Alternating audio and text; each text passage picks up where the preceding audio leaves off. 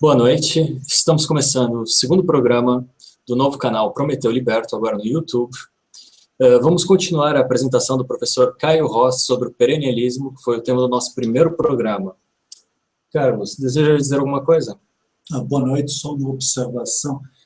Isso aqui é a inauguração dos Hangouts do Prometeu. Esses primeiros, como vocês veem, pela força das circunstâncias, não tem o formato de conversa, pois se trata de uma exposição que julgamos de suma importância para a compreensão não só do Olavo, como de coisas muito mais importantes.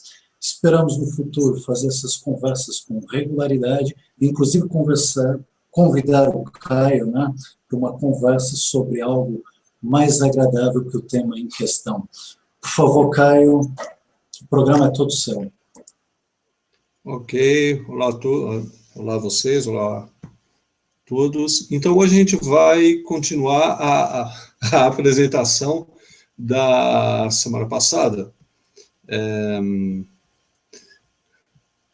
A bruxa está solta aqui, porque não está aparecendo para compartilhar a tela. Ok, apareceu. A gente vai continuar a apresentação da semana passada e expandir. Minha vida está aparecendo aí? Apareceu. Apareceu, Caio. Apareceu. Ok. Então, a gente vai continuar a exposição da semana passada, vai retomar um pouco o que foi dito, para contextualizar, e enquanto a gente retoma, eu vou inserindo mais informações, e a gente vai expandir, a gente vai dar uma olhada na ideia original do Guénon, em relação ao Islã, e o que aconteceu depois, ok? Para a gente entender o que está acontecendo no movimento perennialista, e se é que se pode chamar isso de movimento, especificamente, não é um grupo, né? E o que está ocorrendo no Brasil nesse exato momento também. Então, vamos lá. Esses são o Guénon e o Schuon, como eu expliquei a semana passada. O Guénon iniciou se pode chamar de escola perennialista, e o Schuon deu continuidade. Schuon foi discípulo do Guénon e também mestre do Olavo de Carvalho aqui no Brasil, quando ele era membro da Tariqa. Na realidade, ele não era só membro, ele era o Muqaddam, quer dizer, um representante oficial do Schuon. O Schuon, ele começou mais como um sheik sufi islâmico, e depois, devido aos contatos que ele já tinha com a Virgem Maria, ou dizia ter com a Virgem Maria, ele decidiu ampliar o escopo da tarica dele, tornando uma tarica mais universalista. Então, a gente mostrou na semana passada os retratos, né, que ele mesmo fez de si mesmo e que ele chamava de Virgem, e a gente viu também que ele tinha uma visão da Virgem Maria que era muito diferente, não só visualmente, né, como a própria doutrina. Então, ele acreditava que ela fosse um ser, simplificadamente, fosse um ser divino.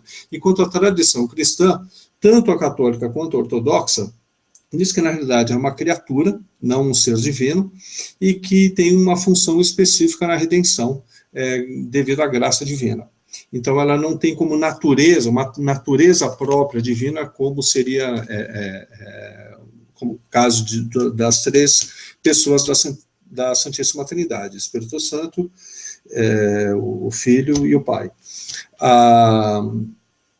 Bom, essa divinização da Grande Mãe, ou a Mãe Terra, ou Grande Mãe, enfim, tem várias denominações, já ocorreu, no caso, no judaísmo, com o culto a Ashera, e que foi repreendido por Deus em diversos trechos do Antigo Testamento, como a gente viu na semana passada.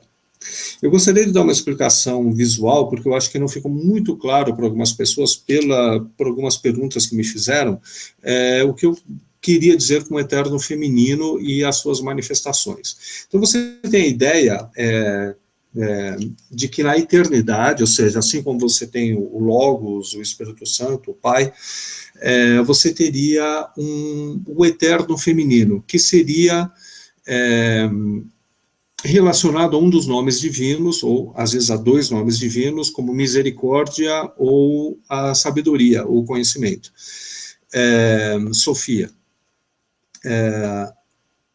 A ideia é que isso não seria simplesmente uma característica de Deus, mas na realidade ela teria se manifestaria de uma como um ser, né, como uma pessoa.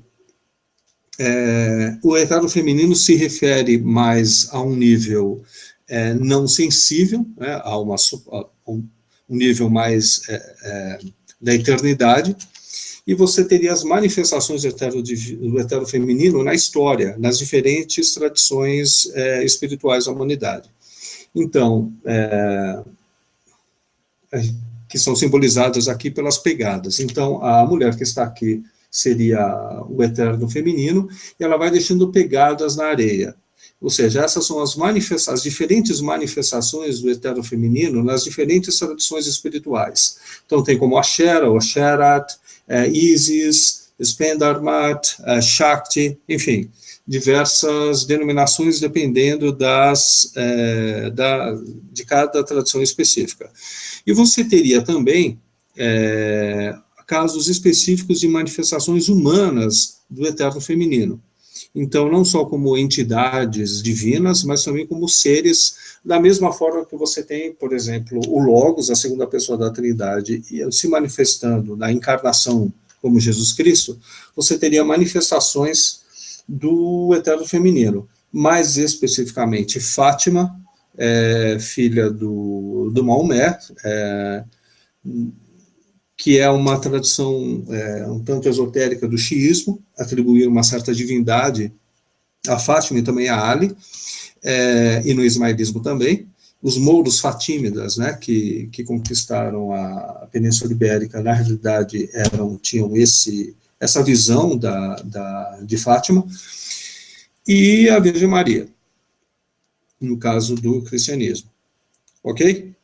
Uhum. É mais ou menos uma revisão do que a gente viu com alguma informação extra. Está claro até agora?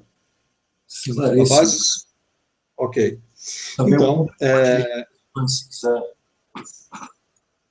Ok.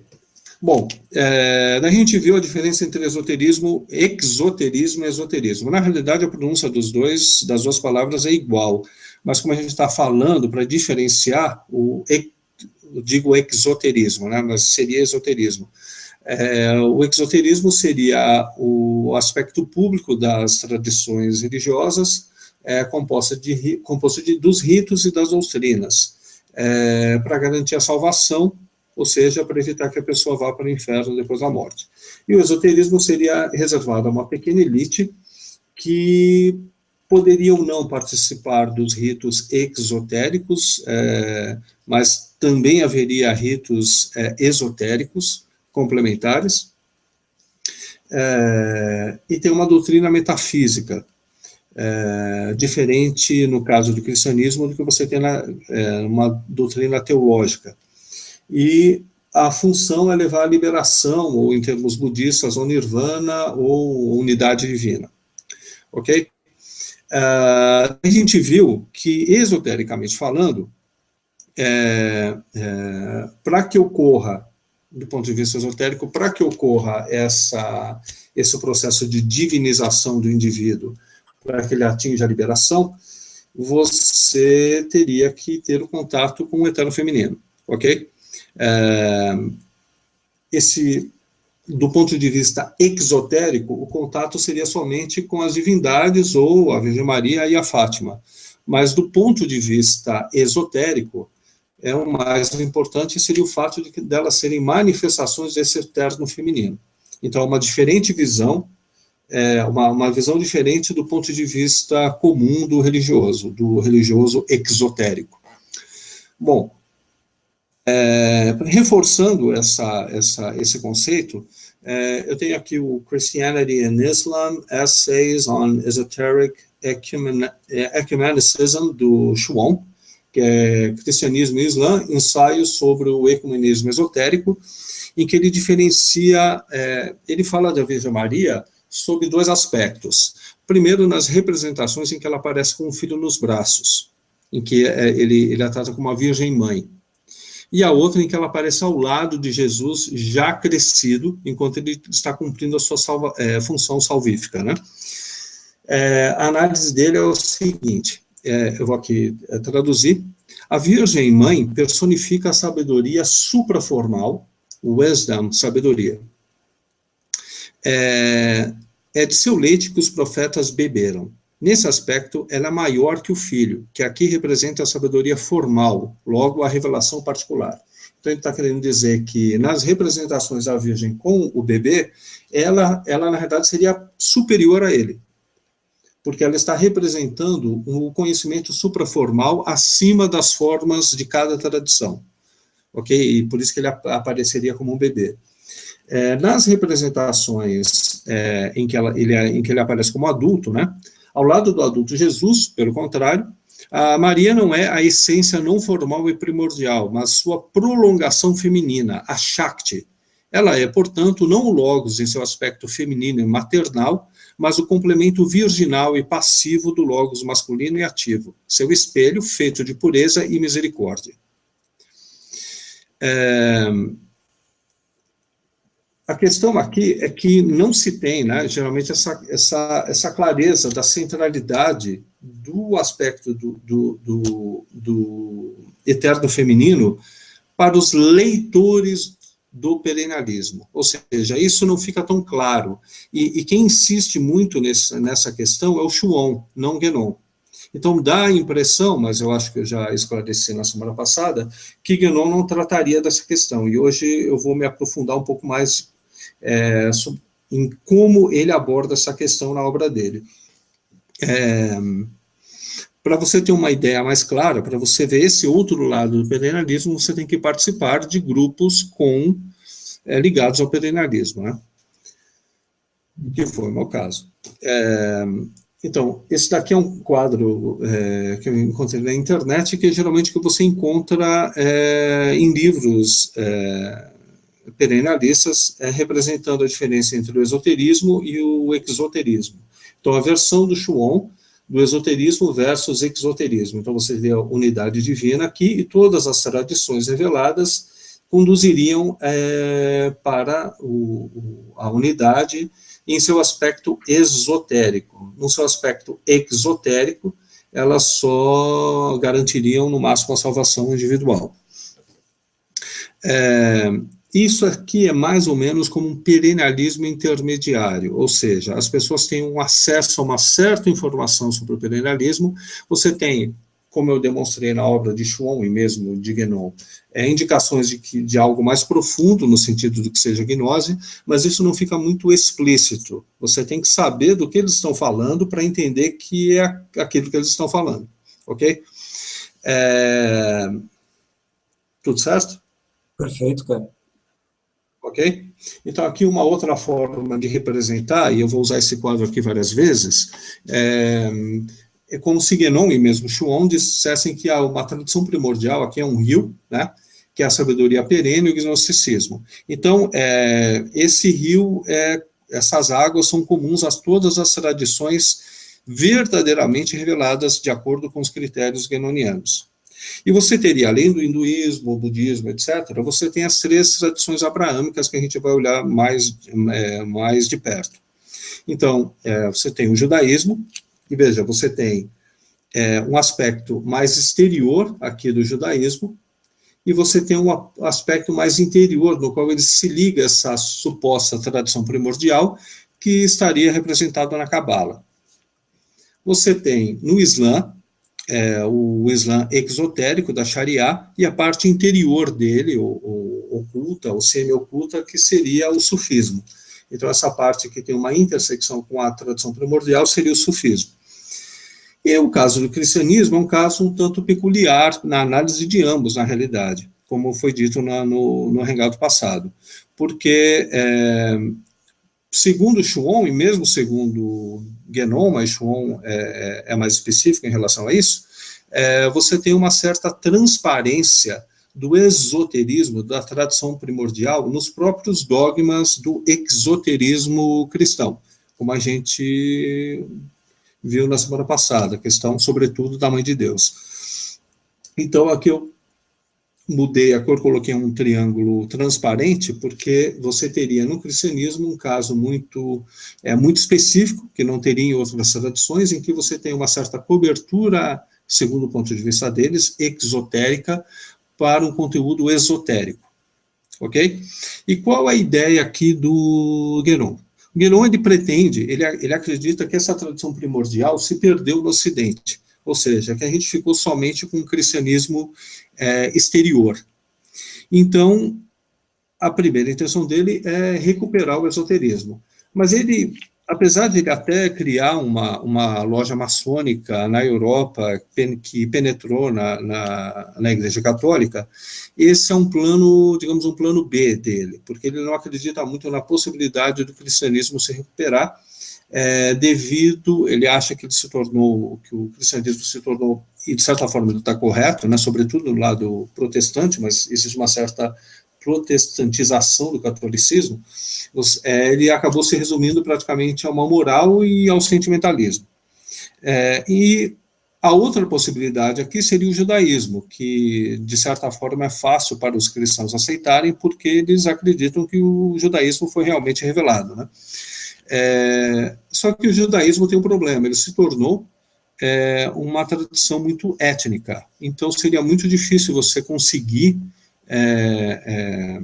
fazer uma conversão do Ocidente ao judaísmo só para ter acesso, só para a sua elite ter acesso à Cabala, ok? O hinduísmo, ele usa como uma forma, ele usa a metafísica hindu como uma forma mais seca, mais matematizada, digamos assim, para conseguir atingir a intelectualidade europeia, mas ele sabe que é impossível a conversão ao hinduísmo, na maioria dos casos, porque também é uma tradição étnica. Tem o budismo e o taoísmo, que ele descarta por serem muito metafísicos e partindo de uma cosmovisão muito diferente da nossa. Então, ele acredita que seria muito difícil uma conversão do Ocidente ao budismo ou ao taoísmo. Sobra a opção do Islã, ok? E o Islã, segundo ele, tem uma vantagem aqui, porque ele tem um sufismo, e o sufismo estaria vivo, ou seja, a ligação do Islã com a tradição primordial se manteria, pelo menos até a época em que ele estava vivo, viva, né, em atividade devido às taricas, a continuidade das taricas ao longo dos anos, okay?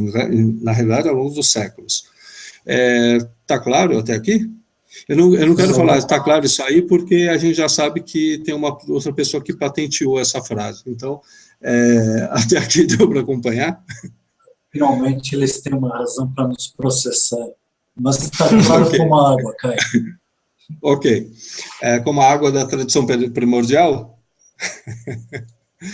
Essa é meio... Isso daqui é um rio, né?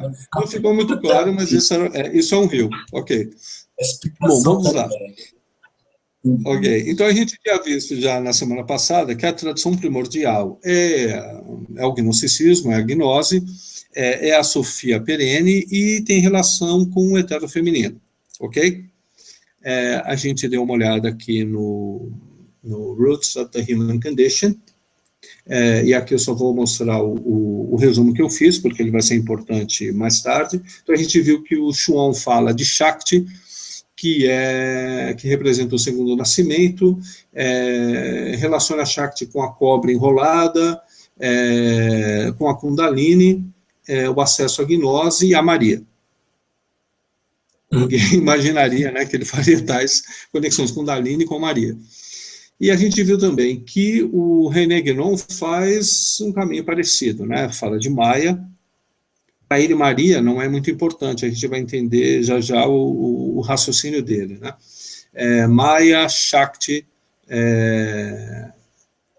a mãe dos avatares, que é a Sofia, que traz o conhecimento e o acesso à gnose, ok? Daí vem a questão, tudo bem, mas onde entra o eterno feminino no Islã?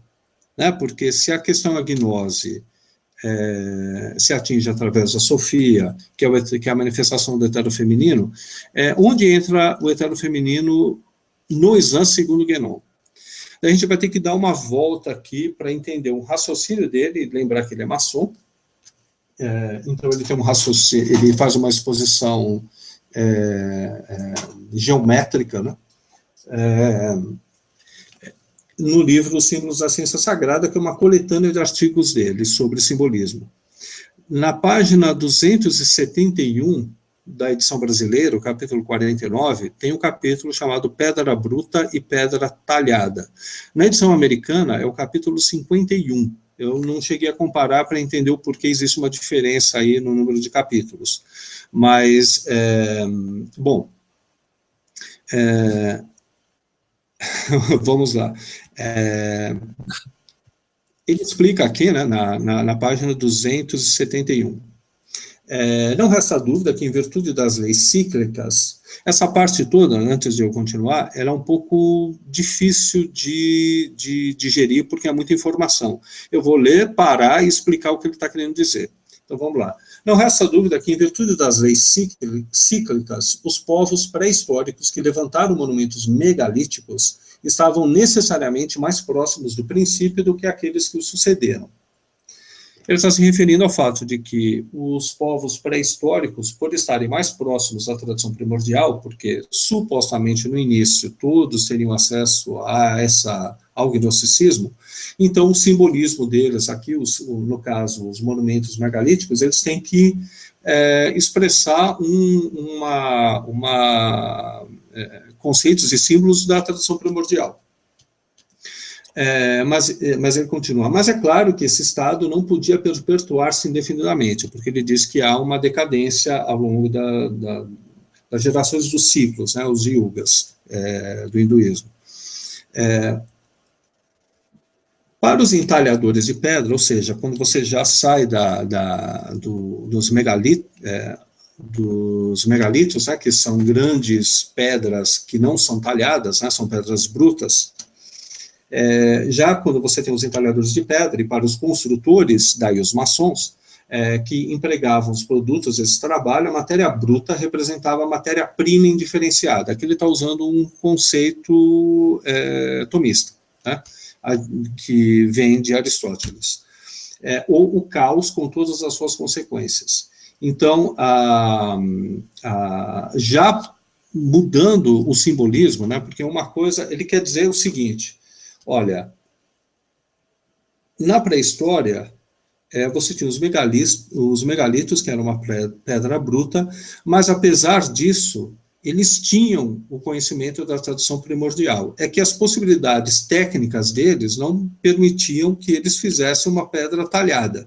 Então, o simbolismo deles era diferente. Uma vez que você tem um desenvolvimento tecnológico e você passa a entalhar a pedra, então o simbolismo muda, ok? Então, ele está, na realidade, tentando preservar a ideia de que é uma tradição primordial. Eu digo assim, não olhem para o que faziam no passado, que não bate com o que os maçons fazem, faziam, porque a gente está se referindo a realidades diferentes. Então, os símbolos não batem exatamente. É isso que ele está querendo explicar. Mas, de qualquer forma, ele está... mas, de qualquer forma, ele está querendo explicar aqui que a matéria bruta, nesse caso, a pedra bruta, simbolizava a matéria-prima, ou seja, a matéria que não tem forma ainda. É só uma potencialidade. Enquanto que a pedra completamente talhada em todas as suas faces representava, ao contrário, o acabamento ou a perfeição da obra. Ou seja, você tem um simbolismo na pedra do processo de gnose. Né? Você tem a pedra bruta que culmina com a pedra talhada, que é o que supostamente o processo gnóstico tem que fazer com o indivíduo. Ok? Uhum. Ok? Perfeito. Então, vamos lá. Bom, aqui eu chamei a atenção a alguns aspectos. Okay. Essa diferença corresponde ao duplo aspecto de matéria-prima, segundo seja vista como a virgem universal ou como o caos, que é a origem de toda a manifestação. Então, aqui a gente já tem uma proximidade, né, do simbolismo, da relação entre matéria-prima, que é a matéria indiferenciada, com a virgem universal, porque ambas não foram penetradas, né? A matéria-prima como uma potencialidade e a virgem, né, como uma potencialidade de mulher, né? Na tradição hindu, de igual modo, Prakriti que é o mesmo conceito de matéria-prima, conforme ele explica no livro O Reino da Quantidade, é ao mesmo tempo a pura potencialidade, ou seja, a matéria-prima, a matéria-prima, que está literalmente debaixo de toda existência, e também um aspecto de Shakti, ou seja, a Mãe Divina. Então, aqui você tem um duplo simbolismo, ok? Isso parece não ter nenhuma relação que eu quero demonstrar, mas a gente já chega no Islã. Tem esse texto, The Heart and the World Egg, do René Guénon, que é o coração e o ovo do mundo. O ovo do mundo faz parte do simbolismo hindu também. O link está aqui embaixo, é um site perennialista, em que ele explica esse conceito um pouco melhor. Então, aqui, eu optei por fazer o seguinte: como tem muita coisa aqui em inglês, e não é tão fácil ir explicando ponto por ponto, porque é muita informação, eu sugiro que quem for assistir o vídeo, pause agora, que fale inglês, né, que consiga ler inglês, pause o vídeo agora, leia, e daí dê prosseguimento para a gente ir direto no resumo que eu faço no próximo slide, ok? Então, aqui, indo direto para o resumo. Então, Pinda, no hinduísmo, é a semente divina em cada indivíduo, ok? É o que ele disse no slide anterior. Seria equivalente ao conceito de luz no judaísmo. A base da luz no judaísmo seria o coração, apesar da base da Pinda no hinduísmo ser a base da espinha. Ele não consegue convencer muito porque que a base de ambos não batem, mas basicamente é isso que ele está falando naquele slide. Aqui um outro slide, aconselho que congelem, leiam, quem fala inglês, e eu vou para o resumo. Daí ele continua falando, explicando o conceito, na realidade, de Kundalini, né? Quer dizer, você tem na base da espinha Pinda, que é uma espécie de semente divina no indivíduo, que fica na base da coluna, ela passa a subir, ela vai até o coração, depois até a fronte, até a testa, e até a coroa da cabeça. Isso qualquer livro sobre Kundalini dá esse mesmo conceito. Bom, ele continua a explicação. Aqui eu estou destacando alguns aspectos: a snake, a serpente, o ónfalos, que é aquele símbolo primordial, né, do início da tradução, nesse contexto Kundalini, semente da imortalidade, pedra negra. Ok, congelem, e vamos lá. O que ele disse naquele slide? Que a serpente da Kundalini fica enrolada na pinda, na base da coluna, e a pinda é também simbolizada como uma pedra negra. No hermetismo, você ativar a pinda seria ir para as profundezas da Terra em busca da pedra oculta. Isso iniciaria o processo de retificação. Esse processo de retificação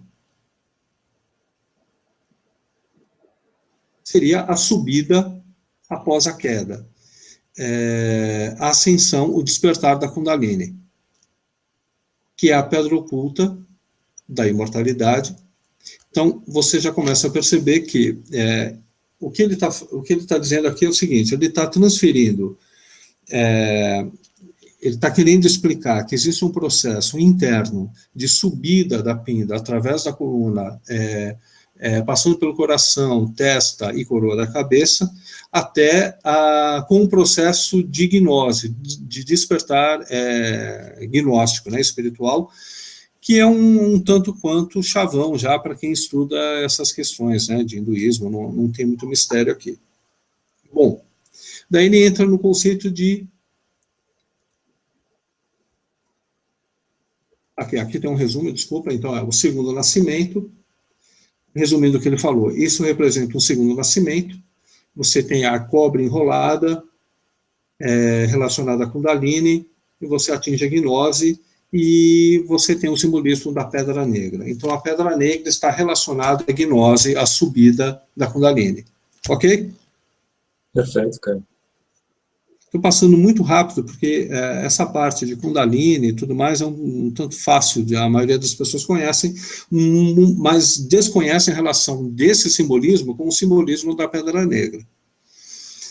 Ele tem um outro capítulo em que ele fala, no Rei do Mundo, capítulo 1, que ele fala sobre isso. Mas antes, aqui a gente vai relembrar o que o Chuon fala nesse livro.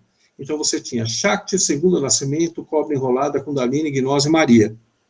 E agora, a gente acabou de ver em Genon, segundo nascimento, cobra enrolada, Kundalini, tinha Shakti também, esqueci de escrever aqui, Gnose, só que ao invés de Maria, você tem o quê? A Pedra Negra. Então, no que o simbolismo, o que representa Maria na descrição de Chuon, na descrição de Genon está a Pedra Negra. Ok? Perfeito, cara. Ok? Então vamos lá. Na página 251 desse mesmo livro, capítulo 14, Lapsid Exilis, ou capítulo 46, eu não falo latim, eu não fiz aulas com o Rafael, e no capítulo 46 da edição americana, ele fala mais sobre a Pedra Negra.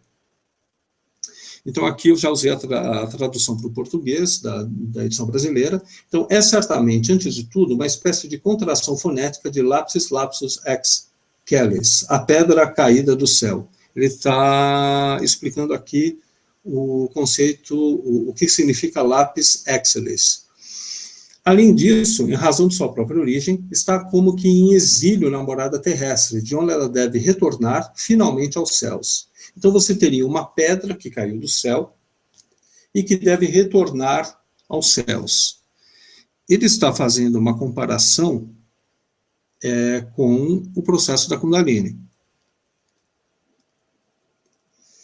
O Lapsid Exilis, pedra que caiu do céu, que tem relação com Pinda. Ou seja, a pedra que caiu do céu, que está lá embaixo, ele é cosmologicamente ou cosmicamente, macrocosmicamente, relacionada com a Pinda que está na base da coluna.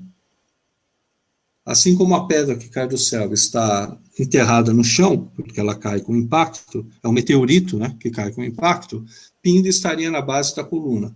Ok? Perfeito. Ok? Bom, Perfeito. ele continua. No que se refere ao simbolismo do Graal, embora seja mais habitualmente descrito como um vaso e seja essa sua forma mais conhecida, é também, às vezes, citado como uma pedra. E, de fato, pode ser as duas coisas ao mesmo tempo, pois se diz que o vaso foi talhado numa pedra preciosa que, por ter se desprendido da fronte de Lúcifer, quando de sua queda, é também caída dos céus. Então aqui a gente já começa a sentir o cheiro do enxofre, né? Porque a pedra caída do céu, na realidade, é o Graal, e como todas as pessoas que estudam a questão do esoterismo e hermetismo, você sabe que Maria, no hermetismo, é considerada o Graal, o Santo Graal, ok? Então, o que ele faz aqui? Oi? Ele acaba de colocar o Dan Brown numa fogueira, Caio. Exatamente. No Rei do Mundo, The Lord of the World, no capítulo 1, página 3, eu estou aqui explorando Genon. Por que eu estou fazendo isso? Porque as pessoas falam, os perennialistas falam, não, Chuon era o cara que perdeu o norte. Mas Genon não, era um cara, ele não tinha nada a ver com isso, ele era um cara correto, que só queria recuperar a gnose, e ele não praticava o esoterismo da mão esquerda, né? Mas a gente já está vendo que, na realidade, todo o simbolismo dele é da Kundalini, do tantrismo e o esoterismo da mão esquerda. Mas vamos lá. Capítulo 1, página 3. Eu vou traduzir aqui, porque eu acho importante aqui ler e não é tão complicado de entender. Então, por exemplo, ele está falando do autor do livro que ele está analisando. Ele conta a história da Pedra Negra, que foi originalmente enviada pelo Rei do Mundo para o Dalai Lama e, subsequentemente, levada para a Urga, da Mongólia, onde ela desapareceu aproximadamente 100 anos atrás. Na realidade, as pedras negras têm um importante papel em muitas tradições, desde aquela em que ela é o símbolo da Cibele, até aquela em que ela é incrustada na Caaba, em Meca. Então, aqui ele já está relacionando pedras negras com Cibele, né, de Roma, né, e a deusa de Roma, e a pedra incrustada na Caaba. Aí tem a nota 7. Uma curiosa conexão pode também ser feita com o Lapis Exilis, a pedra caída do céu, na qual inscrições também aparecem sob certas circunstâncias e que é identificada com Graal na versão de von Eschenbach. Então, resumidamente, o que a gente tem aqui, a pedra que caiu do céu é o Graal, que é a pedra negra, e a pedra da Caaba. E lembrem-se que essa pedra negra é uma versão natural ou mineral, né, da mesma função que Maria tem para Shuon. Ok? Então, a pedra da Caaba e Maria, na realidade, elas têm a mesma origem suprassensível. Ok? Uhum. Sim, cara. Bom, vamos dar uma olhada aqui. Isso aqui é Meca, a Caaba. Aqui tem a pedra da Caaba. Aqui a parte interna. Aqui você tem, acho que é a pedra angular, né? Que é um simbolismo muito importante na maçonaria. Essa parte, o que teria dentro da Caaba. Aqui a foto de perto da Pedra Negra. E os muçulmanos que, desde a antiguidade, na realidade, é uma tradição pré-islâmica, né? A explicação oficial do Islã é o seguinte: Abraão teria construído a Caaba e teria recebido essa pedra negra do anjo Gabriel e incrustou aí. Com o passar do tempo, os idólatras começaram a tomar conta da Caaba e acabou se misturando com com o paganismo. Com a vinda de Maomé, ele limpa tudo isso e fica somente o que seria supostamente o culto original de Abraão. Ok? Então, a explicação que ele dá, quer dizer, que o Islã dá para isso, e a explicação oficial, é que, na realidade, houve uma deturpação do culto que havia na Caaba, que essa pedra negra, ela não se relaciona a nenhuma deusa, e nunca se relacionou. Na realidade, não originalmente, né, ela teria sido... os pagãos poderiam tê-la associado a uma deusa, mas isso nunca ocorreu, não era essa a origem do culto na Caaba, né? Todo mundo sabe, né, que os muçulmanos dão várias voltas em torno da Caaba e tentam beijar essa pedra, que é um ritual, isso é sabido e admitido pelos muçulmanos, que é um ritual pré-islâmico. A diferença é que as pessoas faziam esse ritual nus, né, as pessoas faziam nus, então os homens, eu acho que durante o dia, e as mulheres à noite, ou ao contrário, todos nus, em um ritual envolvendo deuses pagãos, né?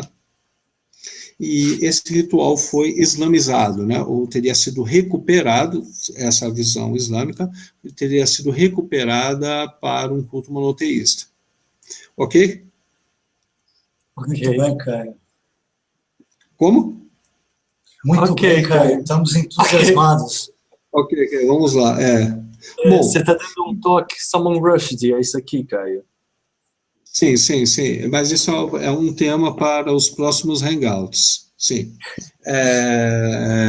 Não, na realidade, o que eu estou explicando e veja bem, é até interessante você ter falado, eu não tenho a mínima ideia do que aconteceu naquela época, porque eu não estava lá. O que eu estou fazendo aqui é explicando a visão do Guénon. O que realmente aconteceu, eu até imagino, mas eu não tenho nem como tomar uma posição, né? Mas o importante aqui é que isso aqui os muçulmanos geralmente sabem, pelo menos os mais esclarecidos sabem dessa questão. O ponto é qual foi a origem desse culto e se ele estava de acordo com o que Alá mandou fazer. Então, se Alá mandou reaproveitar a Kaaba e a Pedra Negra, é que ele mandou e pronto. Então, assim, não estou fazendo elucubrações, quer dizer, faço até anteriormente, mas não estou sugerindo aqui uma origem, né, e que é um assunto que muito me interessa e pretendo até me aprofundar futuramente, mas eu não tenho muita ideia de tudo que aconteceu aí. Mas o que importa é o seguinte, para Guénon, você tem na Kaaba a relação com o eterno feminino, a Pedra Negra, que permite o processo de ascensão gnóstica. Então, a pedra que caiu do céu, e isso geralmente é acreditado pelos muçulmanos, veio do anjo Gabriel, lá de cima, e geralmente os pesquisadores acreditam que seja mesmo um meteorito, e isso não aconteceu só lá, né? Que veio do céu e passou a ser cultuado como um sinal divino e como uma divindade, um sinal da divindade, ou onde uma divindade mora. Por isso, dá para entender por que os perennialistas têm uma consideração tão especial pelo Islã. Eles consideram o Islã quase como um hinduísmo semítico, ou uma tradição primordial de bolso, ou seja, o Islã conseguiria condensar o exoterismo e o esoterismo de uma forma muito próxima do que você tinha na tradição primordial. Por quê?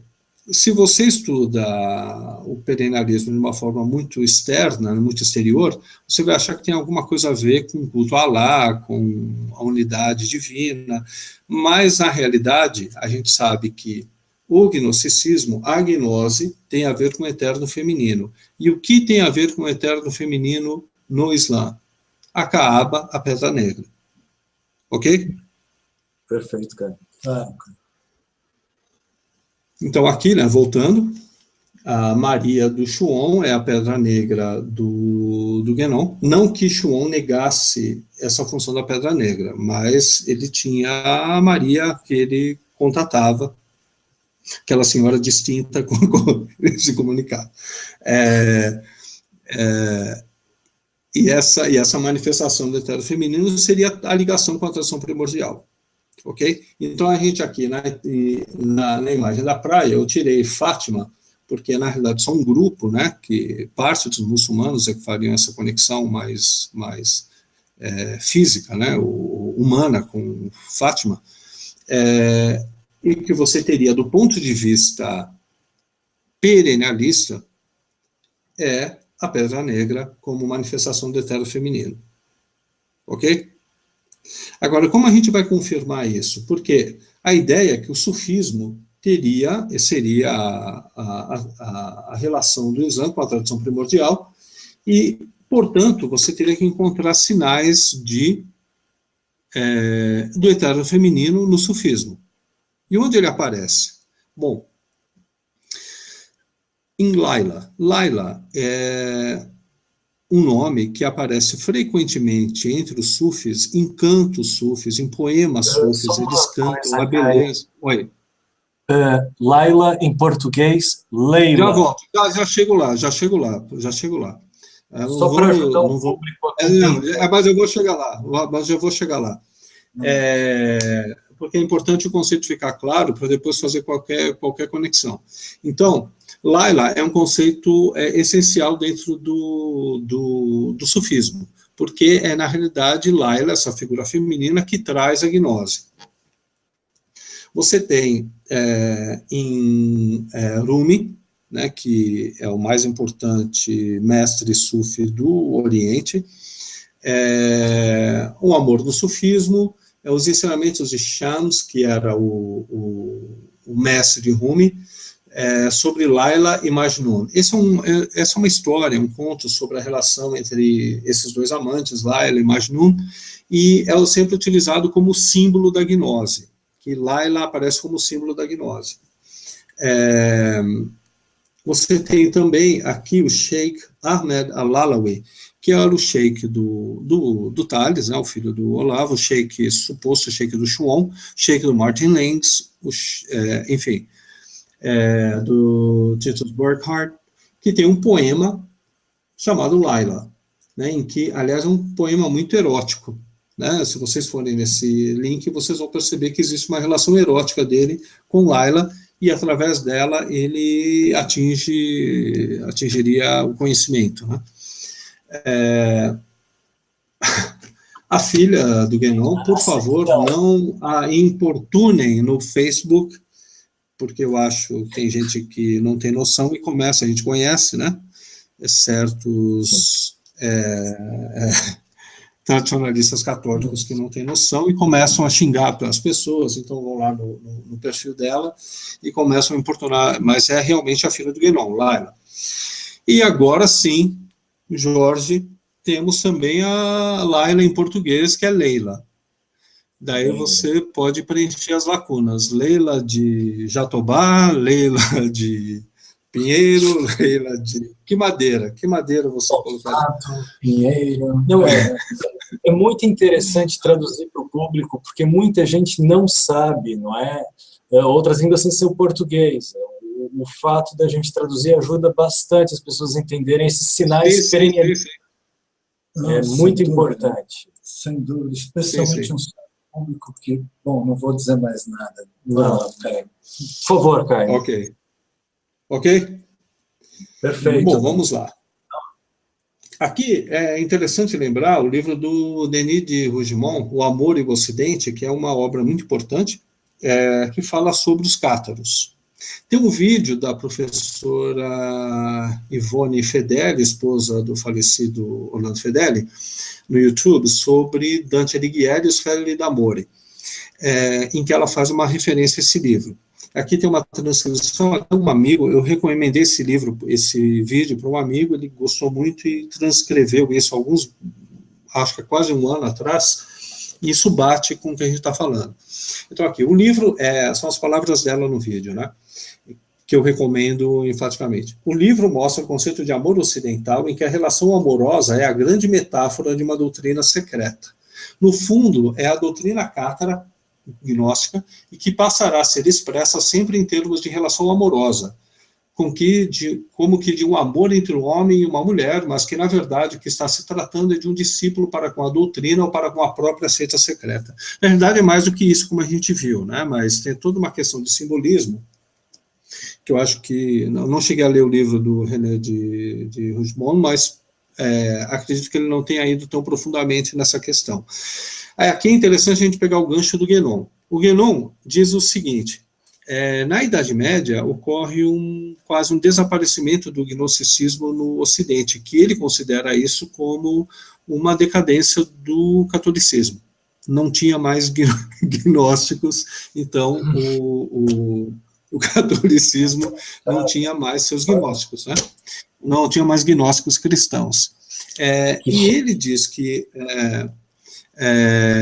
na realidade, os templários, ao irem até Jerusalém, daí ele conta a história do Velho da Montanha, de Alamut, eles recuperam essa tradição gnóstica, trazem de volta para o Ocidente. A gente sabe que tem aí uma relação que a gente vai expor nos próximos hangouts, dos templários com, segundo ele mesmo, Guénon, né, com o surgimento da maçonaria moderna, que até então era só uma guilda de construtores e se torna uma organização esotérica, e também com o surgimento dos cátaros, né? Então, você tem, muito provavelmente, o que está sendo descrito nesse livro tem a sua origem no sufismo. Ok? Quando o Guénon fala em esoterismo islâmico, o papel do esoterismo islâmico na recuperação do Ocidente, do esoterismo no Ocidente, inclusive na fundação dos Fedeli d'Amore, tem a ver com o sufismo, né? Na sua versão ismailita, que na realidade é só uma vertente do esoterismo islâmico em geral. Tudo claro até agora? Dá. É muita informação e às vezes eu também me perco, né? É como eu tinha avisado, era muita informação para pouco tempo. Nesse Hangout tem mais informação do que o outro, mas são todas importantes para entender a conclusão que está para chegar, ok? Eu só tenho pena porque eu não quero fazer comentários. Porque, por exemplo, só sobre o velho da montanha e o ismaelismo a gente tem bastante. Não é? É incrível ver como essas coisas vivem acontecendo, não é? E reaparecendo, cara. Sim. Exatamente. Os mesmos esquemas. Eu não diria esquema, isso seria desrespeitoso. Vamos lá? Força. Estou preocupado com o tempo aqui. Então, vamos lá. Bom, mas não é só o caso de Laila, ou Leila, se preferir. Não é só o caso de Laila. Você ainda tem, e aqui é interessante, esse livro do Marquardt, que é um perennialista, e o prefácio é do Huston Smith, que é um importante perennialista, né, ligado a Schuon. Foi ligado a Schuon.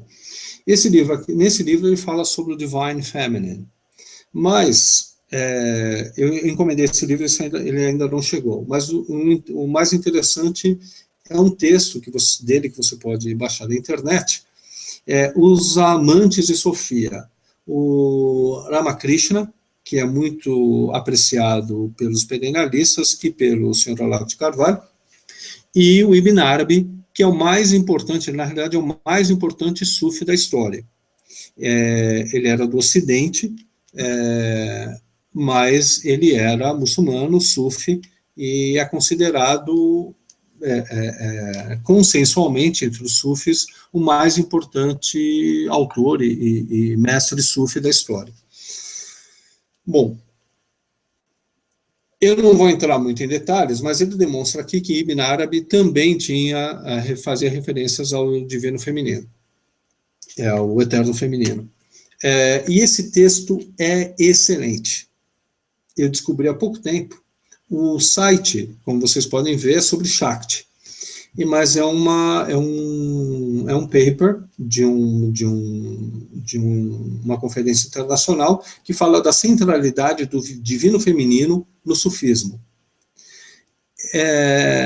Eu não vou entrar aqui em detalhes, porque é muita informação, mas ele fala sobre Fátima, ele fala de Goethe, né, do divino feminino já em Goethe, o divino feminino, o eterno feminino em Rumi, Ibn Arabi, e daí entra naquela questão que estávamos discutindo antes, qual a relação de Maomé com isso. Então, eu dou aqui a referência, as pessoas busquem na internet e façam suas pesquisas, né? Mas é interessante para poupar tempo, mas o que importa aqui é o seguinte, você tem Rumi, o mais importante sufi do Oriente, Ibn Arabi, o mais importante sufi do Ocidente e do mundo. Os dois claramente reverenciando o eterno feminino. Então, aqui não tem muito o que questionar, ok? Tem a Pedra Negra, tem os sufis, ok? Pode avançar, Caio. Ok, pode avançar? Aqui tem um trecho, aliás, que eu tirei daquele paper. É o famoso poeta Rumi, a mulher é a radiância de Deus. Ela não é a sua amada, ela é o Criador. Você poderia dizer que ela não é criada. Veja, eu fui conferir isso, e o melhor site para você checar a obra de Rumi é esse aqui, que são sufis seguidores, né, da Tariqa fundada pelo Rumi, e que tem uma grande preocupação em que os textos dele não sejam modificados. Então, eles fazem checagem de traduções, enfim, eles são muito dedicados aí à obra de Rumi. E tem um texto, né, aqui tem um link, em que ela é um raio da beleza de Deus, em que deixa claro, né, a, que o texto que estava no paper é correto, inclusive a explicação aqui embaixo. Então, não se pode acusar esse rapaz aqui de ter adulterado Rumi, porque, na realidade, está lá, segundo atestam os próprios seguidores de Rumi. Ok? Perfeito, cara. Bom, vamos lá. Então, nós temos aqui o sufismo. Está estabelecida aqui a relação, obviamente que eu não consigo fazer isso, né, com várias documentações, mas eu dei aqui as fontes para as pessoas que quiserem confirmar irem atrás. Então, qual a ideia aqui? Então, existe um consenso perennialista. O Islã é a solução, porque lá você já tem um símbolo, né, da pedra negra, que é muito importante do ponto de vista maçônico, né, a pedra angular, pedra negra, que desceu do céu, um simbolismo macrocósmico que se reflete microcosmicamente no organismo humano através da pinda e a subida de pinda através do coração, testa e cabeça, né? A coroa da cabeça. Consenso perennialista, o Islã é a solução. Será? Aí começa a haver uma certa divergência, que eu não consegui ainda determinar a origem disso, mas me parece que é mais antigo que Guénon. Porque é o seguinte, e depois acabou entrando no meio perennialista. Pelo menos é essa a conclusão que eu cheguei até agora, mas não estou muito certo em relação a isso. Porque isso aqui é o mundo islâmico, hoje em dia. Quando Guénon faz a descrição do mundo islâmico, ele fala de taricas que estão por trás de toda a sociedade, inclusive do governo, e você tem uma vida tradicional, em que existe uma relação equilibrada entre esoterismo e exoterismo, mas isso na realidade não existe. Aqui essas duas fotos de baixo são de grupos sufis que foram atacados por radicais islâmicos, né? Então, você não tem, no mundo islâmico, essa realidade idealizada na obra do Guénon, e nem dos perennialistas em geral. Ok? Você tem uma perseguição aos sufis, você tem uma desimportância do sufismo para boa parte da sociedade. Na realidade, hoje em dia, você tem um Islã e um sufismo mais próximos do que você teria nos livros. No Ocidente, mas mais especificamente na Europa, de perennialistas, ou graças a perennialistas, ou devido aos perennialistas, do que na realidade você tem no mundo islâmico. Essa é uma tradição um tanto quanto perseguida. No entanto, o que você tem no Ocidente? Até 1700 e alguma coisa, você tinha, chamando a atenção internacionalmente, esse aqui é um site católico, sobre as aparições marianas. Você teve em 1531, Nossa Senhora de Guadalupe. E depois de 1700, né, 1800, você começa a ter, eu acho que não estão todas aqui, você começa a ter diversas aparições marianas, sobretudo na Europa. Então a questão não, peraí, o que eu chamo de revisionismo, estou chamando de revisionismo marianocêntrico. Começa a haver um questionamento do Guénon, por quê? Peraí, tem a Virgem Maria aparecendo para Schuon e dando o tom da tarica dele. Você tem as aparições marianas pela Europa. Isso quer dizer que o catolicismo ou o cristianismo como meio, né, de acesso à gnose não deve estar morto como ele estava falando. Você tem um retorno de Shakti no Ocidente. E é sobretudo no Ocidente, sobretudo na Europa. Então aquela imagem da Europa como o fim da civilização começa a ser questionada. Não, peraí. A Virgem está aparecendo na Europa Ocidental, no meio católico. Quer dizer que Shakti está dando uma mensagem aí. Ela está dizendo, o lugar que ela prefere, ela está dizendo a forma que ela prefere, das diversas manifestações, qual que ela prefere. E ela está falando o que você tem que fazer. E aí, aqui esse site só tem as aparições aceitas pela igreja. Mas só que os perennialistas aceitam todas. Eu tenho aqui um livro do Martin Lenz sobre, como que é aquela, Garibal, né? Garabandal. Garabandal. Enfim, todas.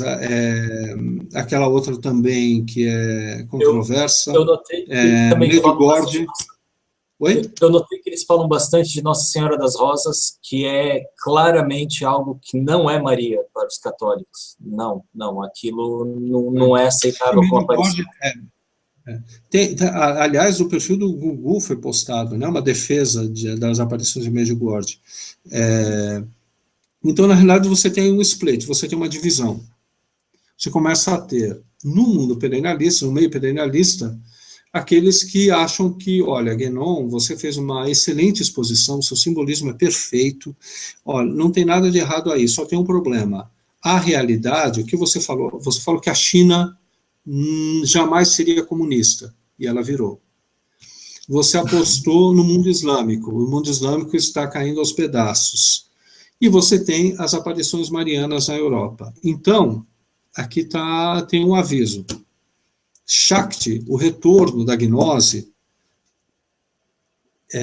ocorrerá em ambiente católico, e veja, isso não exclui o sufismo, porque você tem várias formas, mas esse pessoal continua com ligações com o sufismo, porque eles estão na tradição primordial, né? Então aí todo mundo eles podem estar apostando em projetos diferentes, mas na realidade eles são unidos pela tradição primordial, né? No conceito que eles têm de tradição primordial. Então, aí existe uma disputa sem necessariamente renegar o conhecimento do sufismo, por exemplo. Muito pelo contrário, porque os sheiks sufis que sobreviveram, mantiveram, eles podem ter perdido a guerra, né, no mundo islâmico, mas eles mantêm uma coisa muito importante para o gnosticismo, que é o método. Não basta ter a doutrina, você tem que ter um método, como atingir a gnose. E esses mestres sufis que sobreviveram têm um método. Então você pode ver como tem certos perennialistas indo para o Marrocos, tendo um sheik sufi, depois vai para a Romênia. Você tem professores de línguas mortas indo fazer não sei o quem fez, né?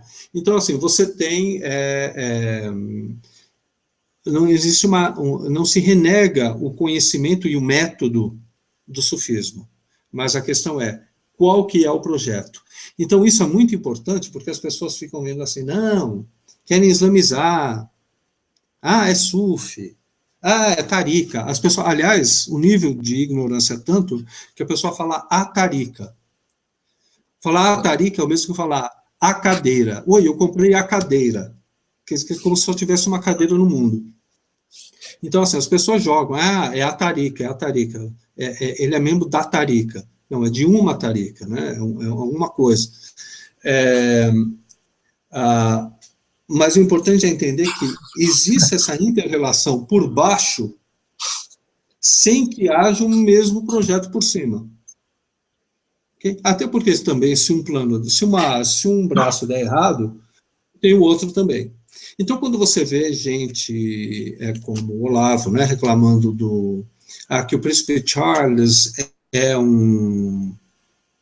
ele está querendo islamizar o mundo. Tem até um vídeo na internet que fala pérolas do Olavo de Carvalho. Na realidade, não é pérola. Essa pérola é o feto na Pepsi, mas isso não é uma pérola. Você pode jogar no Google e vai ver o príncipe Charles vestido de muçulmano. Você vai ver que ele e a gente ainda vai ver falar mais especificamente sobre isso, ele financiando grupos sufis, ele escrevendo prefácios para livros sufis. Quer dizer, realmente existe esse financiamento e engajamento do príncipe Charles nesse processo. Ele, ao que parece, ele está muito engajado, né, nesse processo de islamização. Existe até um estudo que demonstra que a mãe dele é descendente do profeta Maomé, o que o tornaria também um descendente de Maomé, enfim, né, tem uma série de interesses aí por trás. E existe todo um ataque à Tarika do Shon, o que não significa que exista se tenha renegado o sufismo, né? E muito pelo contrário. Mas só que isso não quer dizer o processo de islamização. E isso é muito importante entender, sair do simplismo do cara que fica brigando com protestante e muçulmano na internet e ver que existe algo muito mais complexo acontecendo, e mais ainda, né? Porque a convicção de todo, sobretudo tradicionalista católico, é o seguinte: ele tá acostumado a brigar com protestante, então ele acha que Maria falou bem de Maria, aceita Maria, então está tudo bem, ele não quer destruir o catolicismo. Não sejam simplórios. Até porque é muito engraçado. Oi? Só uma coisa, Caio. É interessante analisar tudo isso que você está dizendo com o que a Bíblia nos fala da religião global e da prostituta da Babilônia, não é? Sim. O culto inicial que carrega a semente do mal. É muito interessante, especialmente quando você falou de Asherah, né? E é um dever, é uma obrigação cristã lutar contra a religião global. Quem não o fizer seguirá obrigatoriamente o anticristo. Pode continuar. Exato. Então, assim, eu estou enfatizando aqui para se evitar certos simplismos, né, que, na realidade, estão jogando a favor do inimigo. Então, falou em Maria, passou. Veja, as pessoas conseguem fazer uma coisa que eu acho incrível. A gente estava em contato com alguns tradicionalistas católicos no começo dessa investigação, que nos traíram no meio do caminho, quando a gente começou a descobrir certas coisas. Eles acharam que a gente estava questionando o catolicismo e o culto a Maria. Essas mesmas pessoas me falaram para eu fazer um novo batismo complementar, porque o batismo do Vaticano II não é suficiente. Essas mesmas pessoas falam que eu não posso ir numa missa nova, né, uma missa pós-conciliar, que eu tenho que ir para uma missa em latim, tridentina, porque a missa atual ela não é o suficiente. Ela é mais ou menos, mas não é o suficiente. Então, as mesmas pessoas que estavam falando isso acham que não pode entrar nada de errado no culto mariano. Pode acontecer tudo. Seu batismo é incompleto, a sua missa é incompleta, mas o culto mariano ele é intocável. E mais, eles conseguem ser tão idiotas que eles não veem o Vaticano II, que tem um documento que estabelece, que é o que o padre Paulo Ricardo utiliza, aliás, que estabelece Maria como a chave para o ecumenismo cristão. Isso quer dizer que esse documento tem essa influência perennialista? Eu não tenho a mínima ideia. O que eu estou dizendo é o seguinte: é necessário entender como as coisas funcionam e não repetir vícios do passado. O cara ainda está na reforma. O cara ainda está nas cruzadas. A coisa é muito mais sofisticada intelectualmente, o cara está lá nos templários ainda, obrigando... Só uma coisa que eu queria dizer, que você falou chave para o ecumenismo, e ecumenismo deve ser uma palavra abominada por todo tradicionalista, não é? O cristianismo é uma religião exclusivista, repara, todo mundo para chegar ao céu vai ter que passar pelo Filho, para você chegar ao Pai. Não há outro método, há exclusividade nisso. O ecumenismo não é uma possibilidade diante disso, e isso é central. Pode falar, cara.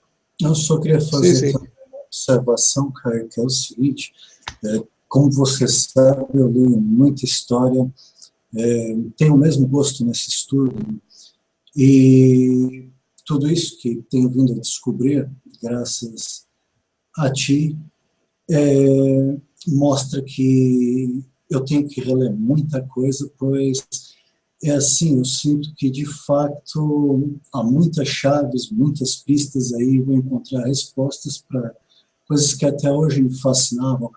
Não é uma pessoa com treino de jornalista, né, quem está acostumado a pegar uma notícia, fazer um estudo rápido, que vai chegar lá. Mesmo eu que estudo há décadas, digo, isso daqui é trabalho para muitos investigadores, vai exigir muito tempo. Eu gostaria até de comprometer. Oi. Posso falar? O seguinte, uma coisa muito importante que eu acho, nesse estudo todo, você estudando, que eu coloquei um pedaço, né, mas... Pode colocar na tua imagem, Caio. Nós estamos vendo apenas o revisionismo marianocêntrico. Mas esse sou eu. Eu sou o revisionismo marianocêntrico. Não tem como cancelar a apresentação só para a gente ver? Não, eu estou tentando. Estou tentando. Eu acho que é aqui. Olha lá, isso é perfeito. Então, uma coisa que eu acho muito importante é o seguinte: você lendo esses autores, eles não são simples, eles são extremamente sofisticados, eles são uma elite intelectual extremamente sofisticada. E veja, é muito fácil cair nas explicações deles, porque são boas explicações, né? Eles não fazem um trabalho mal feito. Para enfrentar esse tipo de coisa, esse tipo de penetração, você precisa de pessoas qualificadas para ler esse pessoal e conseguir fazer o que Santo Agostinho fez com o platonismo, né? O Santo Tomás de Aquino com Aristóteles. Você tem que ter pessoas que entendam, primeiro, que tem muita informação boa, muita informação útil, que seria útil para a grande maioria das pessoas se elas tivessem acesso às pessoas que estudam muito. Não adianta achar que você vai conseguir falar, olha, a pregação da igreja é isso daqui está errado. As pessoas inteligentes, elas têm perguntas na cabeça. E esses grupos, eles atraem essas pessoas que não estão encontrando respostas na igreja. E eles conseguem essas respostas fora dela. Se as respostas estão corretas ou erradas, essa é uma outra questão. Mas elas estão conseguindo respostas lá. Se você bater na mesma tecla, e se insistir numa visão pueril da questão, o jogo está perdido. Porque eles dão 10 em 99% das pessoas que a gente tratou tentando resolver essa questão. As pessoas não têm QI necessário para entender o problema. E quando você tenta explicar, ela acha que você está tentando convencê-la de que eles estão certos. Eles já ganharam. Dependendo desse pessoal, eles já ganharam. Porque o nível de racionalidade do outro lado é muito baixo. É muito fácil ganhar uma guerra com o nível de sofisticação intelectual que esse pessoal tem. E o discurso duplo. Né? É possível você ter um discurso exotérico, mas as pessoas que têm o conhecimento do esoterismo sabem que aquilo que você está falando é uma outra coisa. Isso é muito sofisticado, muito confuso, e que não é fácil, e que não, eu imagino que muita gente também não vai levar a sério, mas esse é o principal inimigo do cristianismo hoje em dia. Veja, essa dificuldade que eles têm, os perennialistas, de explicar o cristianismo, de colocar... Eu falei com o Rama Kumaraswamy, ele falou, olha, isso há muitos anos, há 10 anos, eu troquei e-mails com ele, ele falou, olha, porque eu estava procurando uma tradição, tá? Ele falou, sabe que no catolicismo, no cristianismo, né, é muito difícil para o perennialismo, porque tem a Santíssima Trindade, o negócio não é fácil de você, porque você tem toda uma doutrina, então a única que é muito mais difícil de você entrar. Obviamente, aqui a gente está vendo que não é tão difícil assim, mas eles sabem da dificuldade do cristianismo e da singularidade do cristianismo. O fato de ele não se explicar como se explicam as outras tradições. Isso é um diferencial muito importante, porque você percebe que os santos cristãos são diferentes, você não tem esse duplo nível,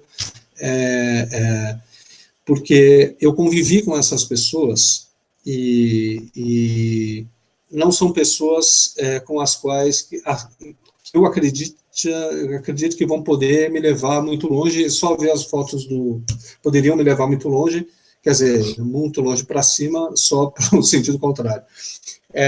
Então essa é uma questão de extrema importância.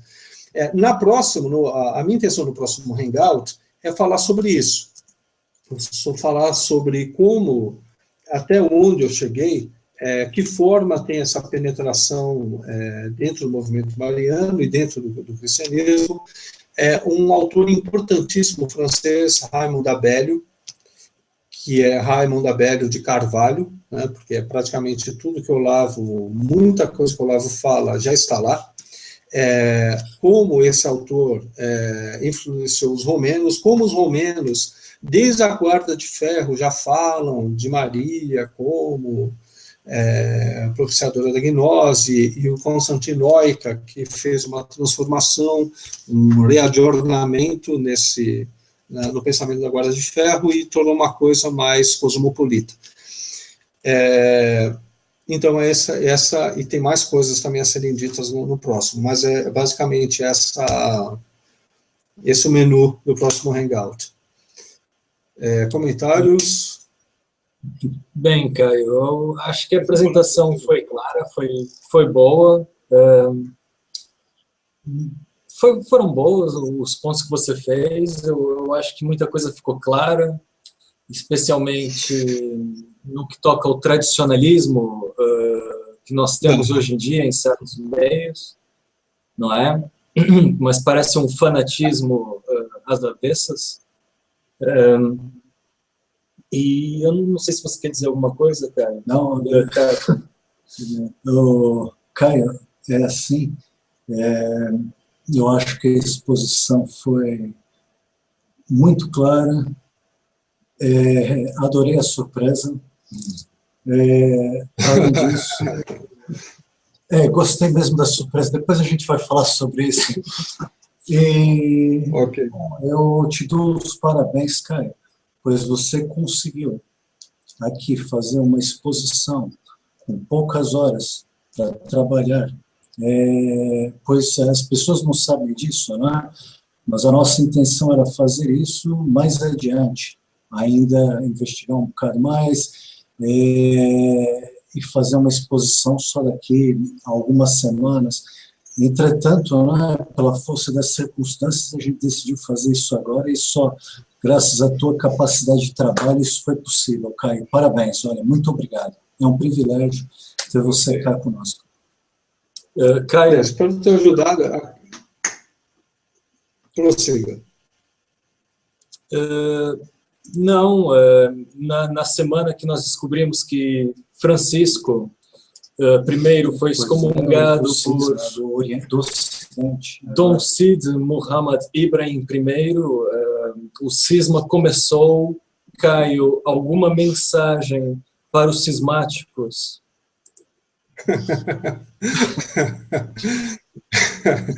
Eu só espero que esses vídeos ajudem as pessoas a acordar um pouco para o processo que está ocorrendo aqui no Brasil.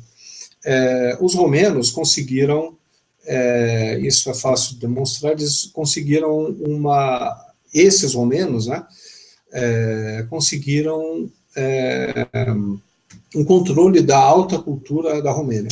Eu até postei algo sobre isso, né, que o resultado não foi lá muito animador, mas eles conseguiram controlar o pensamento romeno.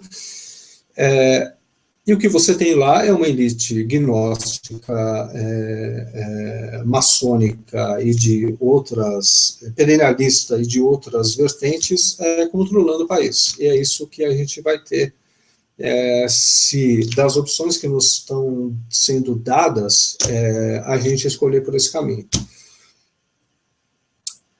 É isso aí. Não, só uma coisa. Você disse agora, Caio, no fim, me lembrou de algo que penso que é importante ser dito, que assim, andam a atacar o Olavo, né? Mas a partir de perspectivas onde acabam por fazer o jogo dele, né? Como aconteceu recentemente, alguém viu a respeito da questão romena, né? E o resultado disso foi o astrólogo, né? Na Veja TV. É só isso, Caio. Exatamente. Ok. Bom, boa noite, ou bom dia, boa tarde, depende do horário que assistirem.